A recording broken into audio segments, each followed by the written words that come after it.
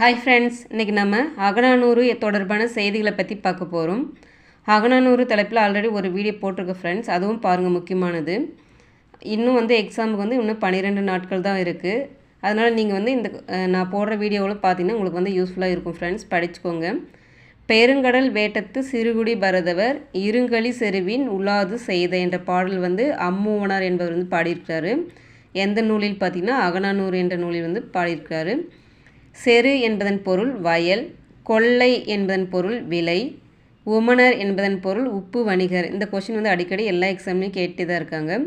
ஞமலி என்பதன் பொருள் நாய், வெறிய என்பதன் பொருள் அஞ்சிய, மதற்கயல் என்பதன் பொருள் அழகிய மீன், அல்லல் என்பதன் பொருள் சேறு, பகடு என்பதன் பொருள் எருது.